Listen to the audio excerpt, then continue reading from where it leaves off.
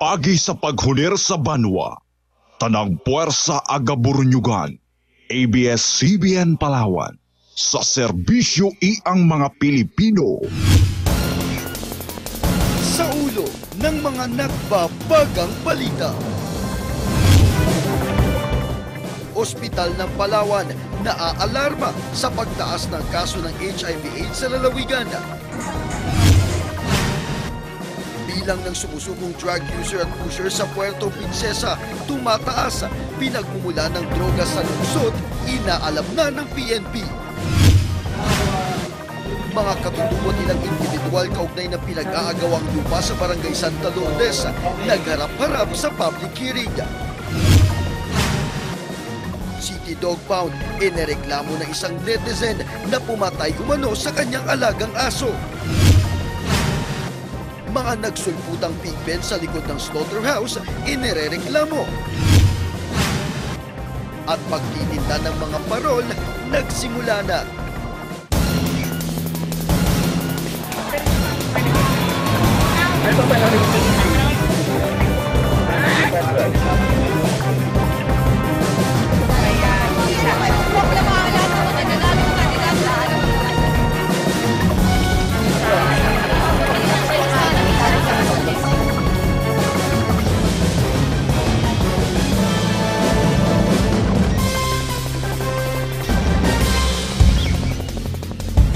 Mula sa ABS-CBN Palawan News Center, narito na ang TV Patrol Palawan! May gapon Palawan, tumaas umano ang kaso ng HIV/AIDS dito po sa Palawan ayon sa tala ng Ospital ng Palawan. Kaya naman may paalala ang ONP para maiwasan na kumalat pa ang nasabing sakit. Nagpapatrol si Rex Ruta. Nakakaalarma umano ang tumataas na bilang ng Human Immunodeficiency Virus and Acquired Immunodeficiency Syndrome o HIV/AIDS dito sa lalawigan. Ayon nito sa Ospital ng Palawan, nitong Mayo 22 lang ay merong 88 pasyente ng HIV at 2 rito ang kinumpirma ng ONP na namatay. Pero sa huling tala ng ONP, umaabot na sa 70 ang positibo sa HIV, samantalang meron umanong 53 pasyente ng AIDS. Nangunguna rin mano sa buong rehiyon ng Mimaropa ang Puerto Princesa at Palawan. Yun naman ang gusto natin mangyari actually, na makatch natin sila early on para maibigay natin yung tamang treatment. Kasi once ma-start natin ng mas maaga, less yung complications, and then hindi na sila magkakaroon ng mga opportunistic infections, at mas magiging healthy sila. Dumadaan na umano sa antiretroviral therapy at counseling ang mga pasyente. At sa kasalukuyan, ang treatment hub umano sa ONP ang tumutulong sa mga pasyenteng dumadaan sa mga proseso para gumaling at maiwasan ang pagkalat ng virus. Ayon pa sa ONP, edad 18 hanggang 24 ang kalimitang positibo sa sakit, kaya tuloy-tuloy umano ang kanilang ginagawang awareness campaign sa mga universidad. Kinakailangan daw kasi ng mga kabataan ng tamang kaalaman tungkol sa sakit at kung paano ito maiiwasan. Ang ginagawa talaga natin with the help of the Social Hygiene Clinic ng Puerto Princesa, and of course kasama din natin dyan ang Save the Children at saka yung Amostaran ng Pilipinas Shell Foundation, ay pinapaigting natin yung ating advocacy dun sa mga universities, awareness campaign, and of course yung voluntary counseling and testing. Mas dumarami rin mano ang voluntaryong nagpapatest sa tulong na rin ng iba pang organisasyon. Nakakabahala lamang daw na may ibang kumpanya na ginagawang requirement ang HIV testing para sa kanilang pre-employment na ipinagbabawal umano sa ilalim ng Department of Health at Department of Labor and Employment. I want to emphasize yung voluntary because yung testing is nasasaklawan ng batas. Meron kasing establishment dito sa Puerto Princesa na nire-require nila as part of the pre-employment, na tests, which is bawal. Ginagawa umanong confidential ang resulta ng HIV/AIDS testing para na rin makaiwas sa diskriminasyon. Sa pag-aaral ng DOH, kalimitan ng pakikipagtalik ng walang proteksyon ang dahilan ng mabilis na pagkalat ng virus. Maaari rin mano ang mother-to-child transmission at ang pagsasali ng dugo ng isang HIV/AIDS patient sa iba. Rex Ruta, ABS-CBN News.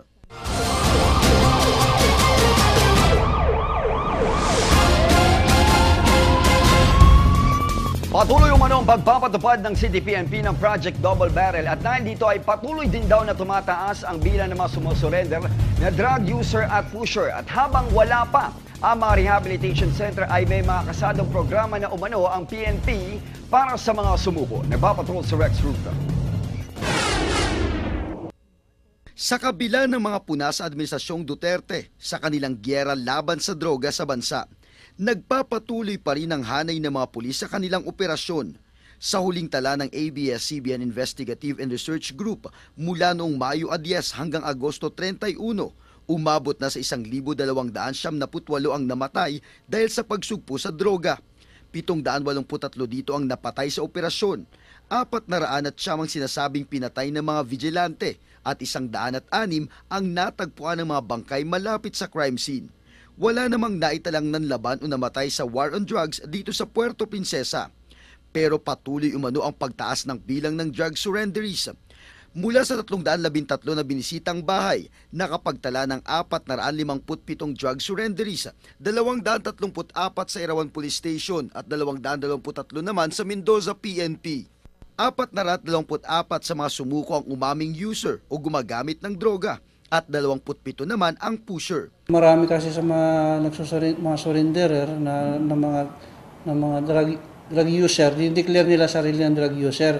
Pero doon sa report na galing sa BADAC at saka sa PNP, kung ang kategory nila talaga doon ay base doon sa validation na pusher, so yun ang nilalagay namin sa kanila. May mga programa naman silang ikakasa para sa mga sumuko para matulungang malayo sa droga habang wala pang drug rehabilitation center sa lungsod.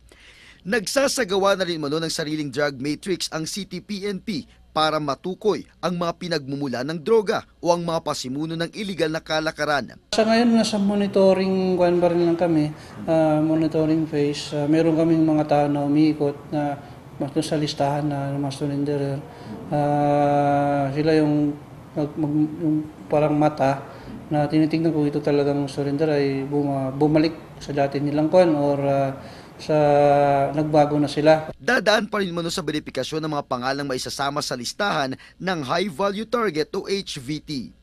Rex Ruta, ABS-CBN News.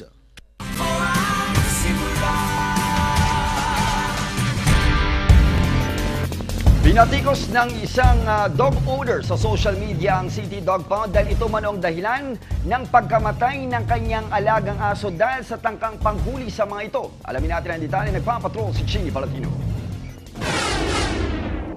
Naglabas ng sama ng loob sa social media ang isang dog owner. Sa Facebook post nito noong Agosto 26, naka-upload ang 2 litrato ng kanyang alagang aso at makikita sa bandang ulo nito ang kumalat na dugo sa sahig. Sa caption nakalagay na ginawa umano ito ng City Dog Pound. Sa isa pang post nito sa parehong araw, direktang sinabi nito na pinatay ng City Dog Pound ang kanyang aso. Nasundan pa ito ng isang post. Binatikos nito ang paggamit ng City Dog Pound ng alambre sa panghuhuli ng aso. Ikinuwento rin nito na nasa tapat lamang daw ng kanilang gate ang kanyang alaga nang habulin ito ng umano'y tauhan ng City Dog Pound.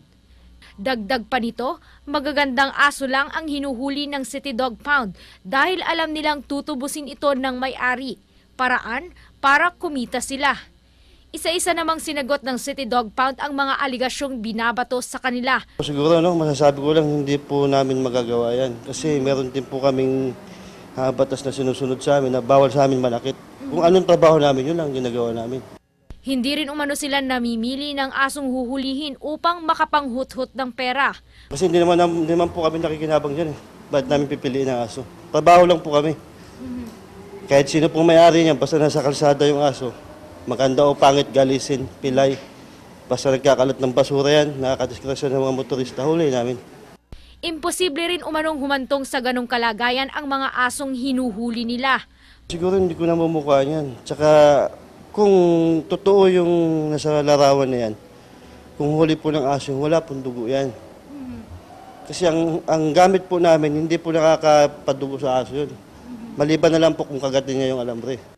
Nagbibigay rin daw sila ng konsiderasyon, lalo na kapag naghabol ang may-ari ng aso. Ayon naman sa Puerto Princesa dog owners and breeders, miyembro ng kanilang grupo ang dog owner na nagrereklamo. Finorward naman namin yung problem kay Miss Rain sa head ng Oplan Linis. Finorward naman namin yung problem sa kanya and nag-respond naman siya kaagad. Nagpapafile siya ng formal complaint letter doon sa complainant nung may-ari nga ng aso para i-detalye lahat ng buong pangyayari. Paalala nito sa mga kapwa dog owners. Meron kasi tayong city ordinance na nagsasaad about responsible dog ownership, meaning hindi pwedeng may alaga kang aso na nasa labas ng gate. Sa mga text message na ipinadala ng Oplan Linis, Biyernes nitong nakaraang linggo pa ang huling operasyon ng City Dog Pound. Tigil operasyon muna sila ngayong linggo para sa ibang gawain. Agad naman umanong papaimbestigahan ng Oplan Linis ang insidenteng ito, oras na matanggap na nila ang formal na reklamo. Shini Palatino, ABS-CBN News.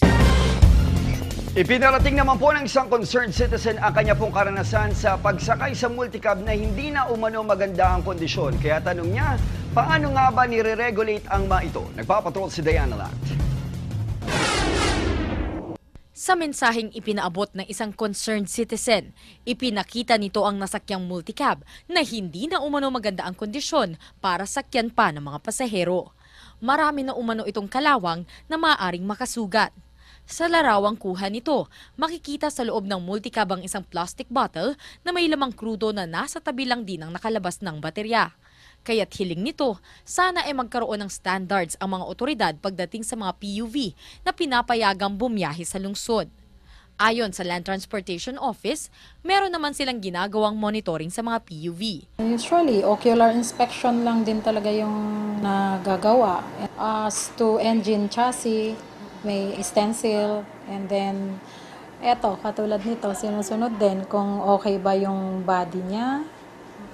And then, lahat ng operation and safety test din. Yun nga lang, hindi madalas na nare-regulate ang mga ito dahil limitado sila sa tao. Pag usually lang namin yan, pagka halimbawa nag-renew siya, subject for inspection lang muna, ganon. Or minsan naman, napunta rin kami sa terminal doon sa mga ibang nagte-terminal. Honestly, hindi namin religiously na nagagampanan na yan yung as in pupuntahan namin sila sa terminal kasi dahil din sa kakulangan namin dito. Paalala naman ng Land Transportation Office sa mga driver, wag na nilang hintayin na mahuli pa sila bago nila ikondisyon ang kanilang mga sasakyan upang masigurong nasa mainam pa itong kondisyon para sakyan ng kanilang mga pasahero. So sana lang responsible din yung vehicle owners na kung paano i-maintain ang sasakyan kasi kailangan talaga yon. Kaya ang driver na si Kuya Jupiter, sinisiguro raw na maayos ang kanyang sasakyan bago bumiyahe. Ay para sa kaligtasan ng pasahero dahil pag hindi kondisyon yung sasakyan mo, pati ikaw sayang yung biyahe mo. Paalala ng mga otoridad ang pagkondisyon ng sasakyan ay paraan para makaiwas sa disgrasya. Hindi lang ang mga driver, kundi pati ang mga pasahero. Hinihikayat din ng mga pasahero na ipagbigay alam sa LTO ang mga napapansing paglabag sa mga PUV at isumbong ito sa numerong 0917-535-2960. Diana Lat, ABS-CBN News.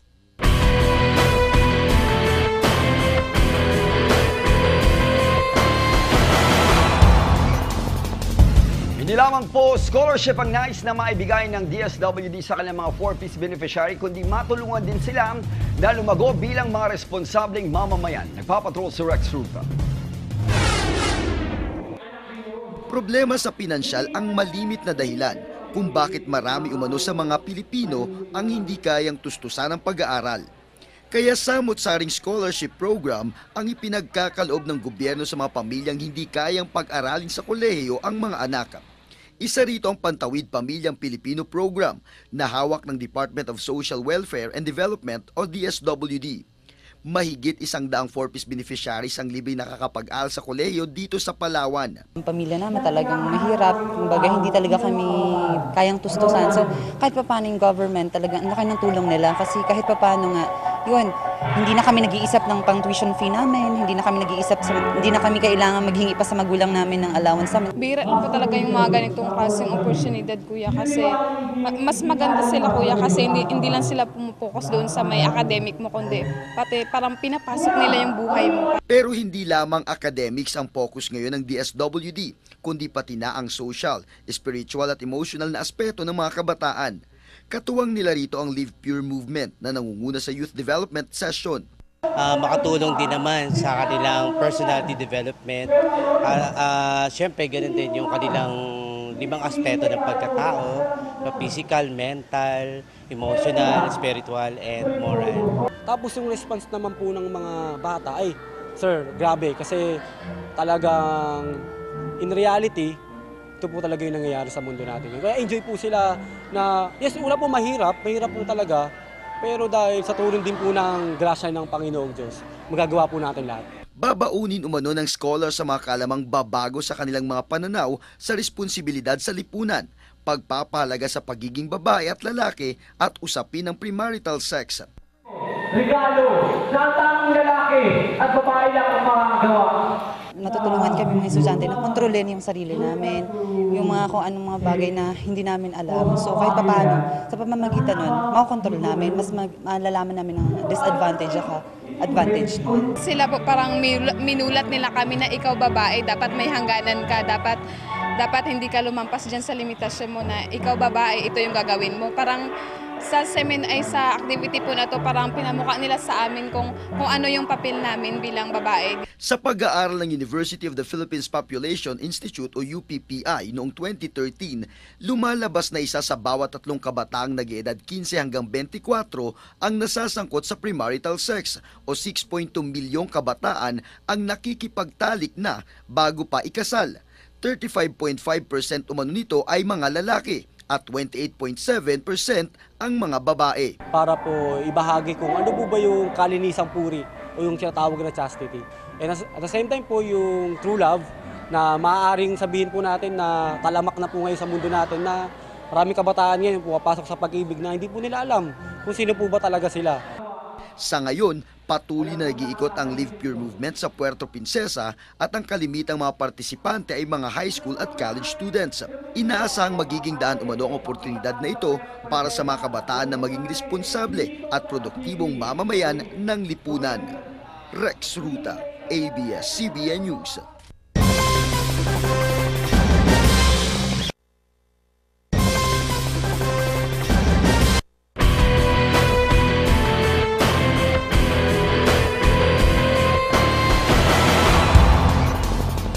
Nagsagawa po ng public hearing kahapon kaugnay po nitong pinagagawang lupa sa Barangay Santa Lourdes at lumalabas na salamat pala ang problemang kaakibat po nitong agawan sa lupa. Nagpapatrol si Chini Palatino. At once na hindi mo rin matirahan yun, ako na mismo katutuko stewardship. How much mo rin kay Mr. Ribano na hindi taga rito? Patong-patong na issue ang naungkat sa public hearing kahapon kaugnay sa pinag-aagawang lupa sa Purok Mainit, Barangay Santa Lourdes. Napasakamay kasi ng ilang individual ang umano'y bahagi ng lupaing ninuno ng mga katutubong tagbanwa sa lugar sa pamamagitan ng stewardship agreement ng DENR. Giit ng isang stewardship contract holder, nitong nakaraang buwan lamang may nagsulputang occupants sa nasabing lugar. At kung hindi ako nagkakamali, this month, nag-umpisang tumubo ang mga occupants po doon. So bagong-bago po yan at tayo naman dito ay hindi tayo nanghuhusga, gusto nating malaman kung ano ang totoo. At kung totoong dati nang may naninirahan sa lugar, hindi na raw sana nai-award sa kanila ang stewardship contract dahil labag ito sa polisiya. May ilan din umanong residenteng nakapanayam ang DENR Senro na nagsasabing wala namang naninirahan doon. Nagsimula lang daw magkaroon ng tao doon nitong nakaraang taon nang magbukas ng kalsada sa lugar. At ako rin po, sir, ay nagtanong sa aming mga kasamahan na siyang mga nagproseso ng pag-award ng stewardship agreement diyan sa Santa Lourdes. At pinaninindigan po nila na nung time na nagkaroon ng processing ng mga stewardship agreement sa area na yan ay wala naman itong mga tao ngayon na nagkiklaim na sila ay nandoon. Sagot naman ng mga katutubong Tagbanwa, pabalik-balik silang nagkakaingin sa naturang lugar, bagay na sinigundahan ng kapitan ng barangay. Itong mga katutubo ang nakikita ko dyan na nagkakaingin. Alam mo, sila po, itong si Adilion. Alam niyo naman yung ugali ng mga katutubo, hindi yan nagpipirmi. Isa naman sa naging resolusyon ng Penro ay magsagawa ng survey sa lugar upang matiyak kung nakasama nga ba sa loob ng stewardship agreement ang ipinaglalabang lupa ng mga katutubo. Baka mamaya nasa labas din kayo ng stewardship contract. Kasi kung nasa loob, tatanungin namin yung holder, bakit pinayagan mong nakapasok sa loob ng area mo? Obligasyon mong i-protect yung area mo. Yung mga ganun tanong. Baka naman nasa labas. You're speaking of kanina. Ngunit umusbong ang isa na namang issue tungkol sa pag-award ng isang stewardship contract sa pamilya Rebano na mga taga-Maynila. Nakasaad kasi sa DENR Administrative Order No. 98-45 na ang Certificate of Stewardship ay ibinibigay sa isang individual o pamilyang aktwal na nakatira at aktwal na naglilinang o nangangalaga sa ilang bahagi ng kagubatan. Mr. and Mrs. Rebano ay hindi taga-Puerto. Hindi po sila. Saan po siya nakatira? Sa Manila po.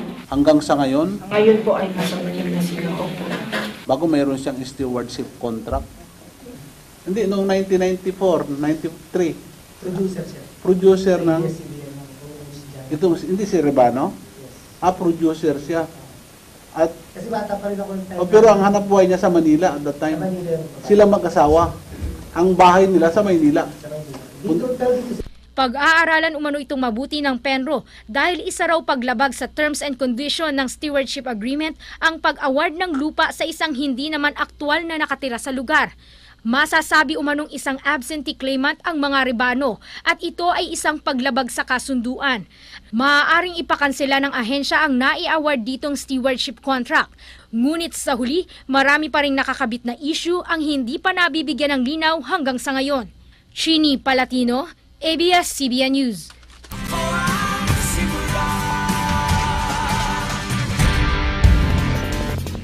Inireklamo po ng mga residenteng nakatira sa likod ng slaughterhouse ang maitinayong pig pen o kulungan ng baboy sa tabi ng kanilang mga bahay na ngayon ay nagdudulot ng mabahong amoy. Nagpapatrol si Diana Lat. Dikit-dikit na mga kulungan na puno ng mga nagsisiksikang baboy. Kasama rin ng mga alagang baboy ang kanilang mga dumi dahil walang septic tank. Kaya ang mga residente malapit sa kulungan ang napeperwisyo. Yung baho po ng mga baboy na nilalagay po nila rito, hindi po nawawalan kasi ng baboy rito. May lalo, may mga bata na nakatira rito, may mga buntis pa. Gusto rin nila na na maalis yung mga kulungan. Balita ng mga residente, may bagong kulungan pa raw ang planong itayo ng ARESA. May bago silang ipinapatayo na kulungan, lalong mga ngamoy na ito at saka walang mga drainage pa silang yung diadaluyan talaga. Babagsak lang yan dyan sa ilalim, sa baba, ganun pa rin ang amoy. Dapat alisin nila dito, hindi nila dito ilapit sa mga bahay. Alam nila mga lapit mga residente dito. Makain ka, maamoy mo, langaw pa.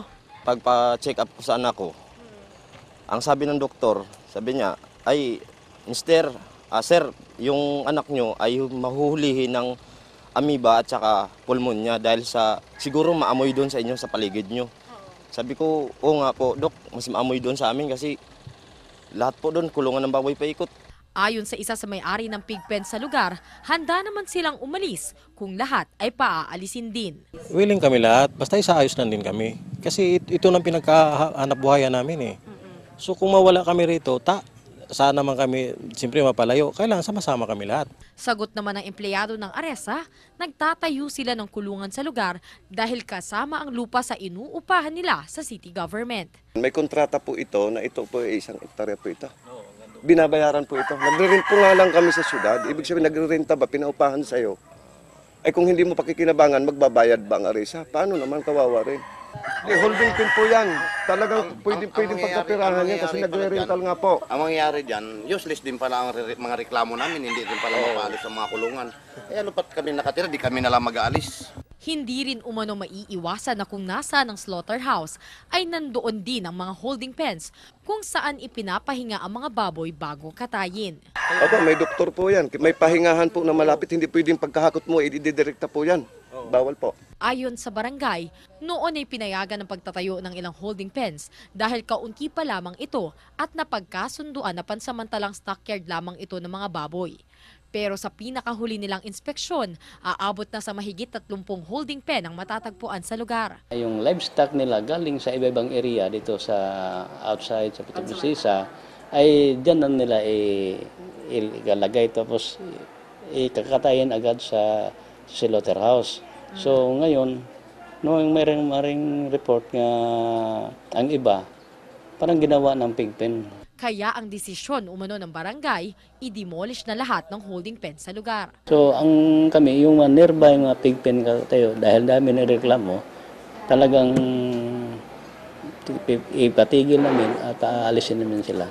Pag-uusapan pa sa sesyon ng barangay sa Lunes ang pinal na desisyon. Iaakyat naman sa city government ang mapagkakasunduan. Diana Lat, ABS-CBN News.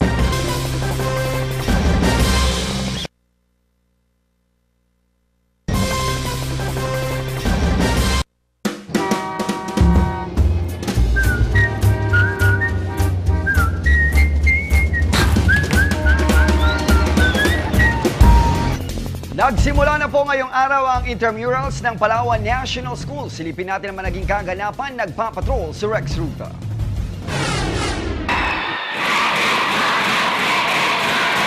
Break muna sa loob ng klase. Oras na naman para magpapawis at magpakitang gilas sa mga estudyante ng Palawan National School sa kanilang talento. Simula pa lang kasi ng kanilang programa, pinainit na ito ng mga cheerers mula sa magkakaibang grade level.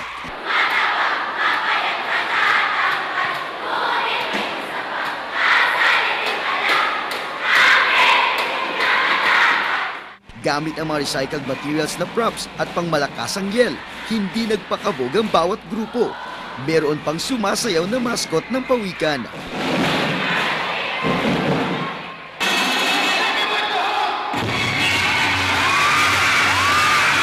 Nagpasiklab din sa husay sa iba't ibang dance moves sa modern dance competition ang mga kabataan.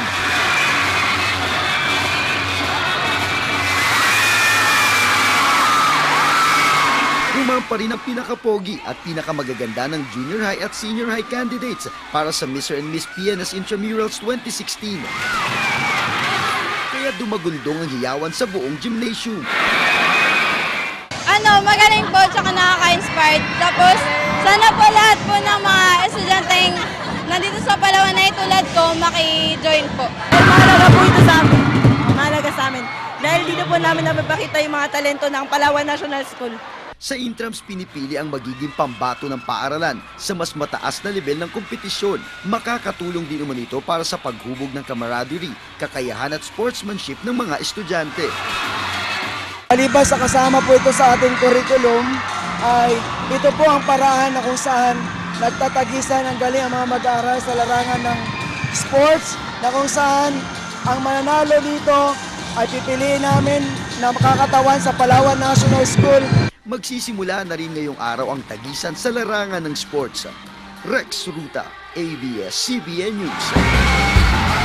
Dahil Burmans na, nagsimula na rin po ang bintangan ng parol dito sa Puerto Princesa. Nagpapatrol si Cherry Camacho. Opisyal nang nagsimula ang Burmans, hudyat ng nalalapit na Kapaskuhan. Sa ilang pangunahing kalsada sa Puerto Princesa gaya ng Malvar Street, mayroon ng mga makukulay at kumukuti-kutitap na Christmas decors gaya ng mga parol. Ayon sa mga nagtitinda ng ganitong uri ng parol, karaniwan nga raw na gawa sa kapis o isang uri ng shell ang kanilang ibinebentang parol dahil bukod sa magandang araw ito sa paningin, matibay rin itong gamitin. 100% made of kapis, tapos LED lights, pang matagalan na, tapos matipid pa sa kuryente. Placeable naman po yung mga ilaw na nilagay namin, pwedeng palitan. Bukod dito, gumagamit din sila ng LED lights bilang pailaw sa mga parol at ilang pang dekorasyon. Ligtas, matipid at pangmatagalan umano itong gamitin. Mabibili ang kanilang parol mula 2,500 hanggang 8,000 pesos. Ang iba pang dekorasyon gaya ng stars ay mabibili ng 1,800 hanggang 2,700 pesos ang isang dosena. Ang reindeer naman ay mabibili mula 4,000 pesos ang pinakamaliit hanggang 6,000 pesos sa pinakamalaki. Yung parol kasi, lalong-lalo na yung tala, yan yung medyo may kamahalan sa amin dito. Kasi siyempre yung tala, simbolo yan nung, di ba, yung birth ni Jesus. Ang paglalagay ng mga pampaskong dekorasyon gaya ng parol, lalo na kapag nalalapit na ang Christmas season, ay parte ng tradisyon at kinagawian ng mga Pilipino. Cherry Camacho, ABS-CBN News. At yan ang kabuuan ng mga balitang nakalap sa aming mas malawak na pagpapatrol sa ating malasakit sa bayan. Bupersa ang magtutulungan. Ako po si Jay Zabanal at kami yung mga patrol na Pilipino hanggang bukas. Matamang salamat, Igmael Gapon, Palawan.